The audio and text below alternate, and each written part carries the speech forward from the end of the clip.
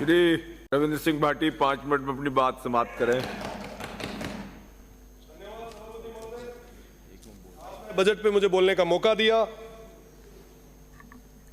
सबसे पहले तो मैं पक्ष और विपक्ष दोनों से निवेदन करना चाहूंगा कि आप गतिरोध को खत्म करें, ताकि जनता के आशीर्वाद के साथ हमें भी यहां पे आने का मौका मिला है।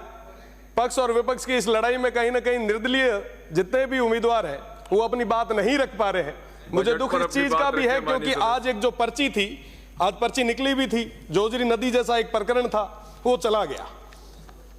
कई सारी पर्चियां हैं। तो मैं निवेदन करना चाहूंगा कि ऐसे गतिरोध तोड़ें। साथ ही साथ मैं प्रदेश की सरकार को बहुत बहुत धन्यवाद दूंगा कि उन्होंने अगासड़ी गंगापुरा में 2 नए जीएसएस हमें दिए, राजडाल की एक रोड दी, 15 करोड़ रुपए जो मरुस्थलीय इलाकों की रोडों के लिए दिए हैं, उसके लिए भी मैं धन्यवाद देता हूं। मुख्यमंत्री जी ने एक नया थार सीमा क्षेत्र विकास कार्यक्रम और साथ ही साथ डेजर्ट एडवेंचर टूरिज्म को इंट्रोड्यूस करवाया है, मैं इसके लिए धन्यवाद देना चाहता हूं।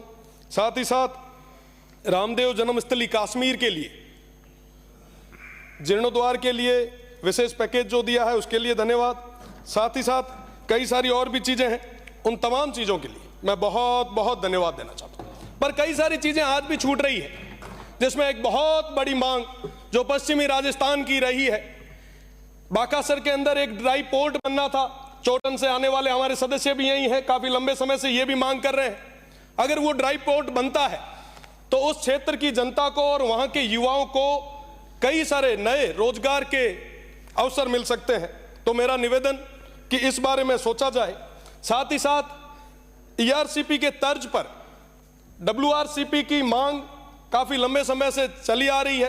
वेस्टर्न राजस्थान के तमाम जो भी माननीय सदस्य यहां पे आ रहे हैं, उन्होंने सभी ने, चाहे पक्ष के हो चाहे विपक्ष के हो, सभी ने ये मांग रखी ताकि वो वेस्टर्न राजस्थान हरा भरा हो सके। साथ ही साथ पानी, बिजली, शिक्षा, चिकित्सा, सड़क और तमाम चीजें जिनके बारे में कई कई चीजें आई भी है। पर माननीय सभापति महोदय, वेस्टर्न राजस्थान बहुत बड़ा क्षेत्र है। मुझे लगता है जो चीजें, जो घोषणाएं होनी चाहिए थी, पूरे तरीके से अभी तक नहीं हो पाई। पानी हमारी बहुत बड़ी समस्या है। आने वाले गर्मियों के दिनों में पानी की स्थिति और खराब होती जाएगी। मेरा निवेदन है, क्योंकि यहाँ पे माननीय मंत्री जी भी विराज रहे हैं, निवेदन है कि 10 हैंडपंप और 5 ट्यूबवेल से लगभग 610 गांवों में पानी पहुंचाना तकरीबन असंभव है। मेरा निवेदन आपसे कि वेस्टर्न राजस्थान के लिए, उस थार के लिए एक विशेष योजना आप सब बनाएं। साथ ही साथ बिजली की अगर मैं बात करूं तो वर्तमान स्थिति भी बिजली के क्षेत्र में काफी उतार चढ़ाव वाली चल रही है। आज भी उन किसानों को बिजली पूरे तरीके से नहीं मिल पा रही है। 6 घंटों की बात हम कर रहे हैं, पर बड़े दुख के साथ कहना पड़ रहा है, पश्चिमी राजस्थान जो पूरे राजस्थान को कहीं ना कहीं जो बिजली देने में समर्थ है, आज दिया तले अंधेरा की स्थिति हो चुकी है। हमारे उन किसान भाइयों को पूरे तरीके से बिजली नहीं मिल रही। साहब, कृषि कनेक्शन की हम बात कर रहे हैं, हम कह रहे हैं कि साहब हम अभी खूब सारे कृषि कनेक्शन देंगे। पर माननीय सभापति महोदय, मैं आपके माध्यम से प्रदेश की सरकार से निवेदन करना चाहूंगा, 2016 से लेकर आज तक के कई सारे हमारे जो किसान हैं उनकी फाइलें पेंडिंग पड़ी है, उन्हें नए कनेक्शन नहीं मिले हैं। ये बहुत बड़ी एक चिंता की बात है। मेरा निवेदन प्रदेश की सरकार से कि उन किसानों के हित में सोचते हुए उन्हें आप कनेक्शन दें।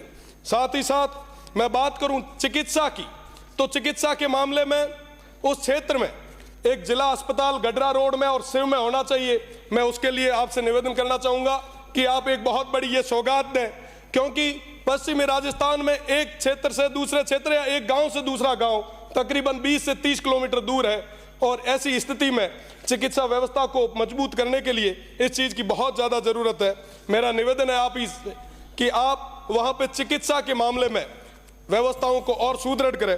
साथ ही साथ डीएनपी क्षेत्र की मैं बात करूं, होमगार्ड के उन लोगों की बात करूं, साथ ही साथ ईडब्ल्यूएस की बात करूं, तमाम मुद्दे मेरे पास थे।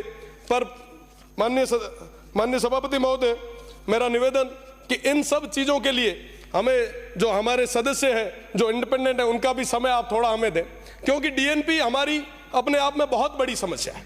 डीएनपी के अंदर लगभग 118 गांव आते हैं। इस डिजिटल युग में भी वहां पे अभी तक नेटवर्क, वहां पे अभी तक पानी, बिजली और तमाम जो मूलभूत सुविधा है वो नहीं मिल पाई है। साहब, मेरा निवेदन कि डीएनपी की एक बार यात्रा हमारे माननीय मंत्रीगण करे, वहां की स्थितियां देखे, वाकई आपको लगेगा कि साहब ये बहुत पीछे है।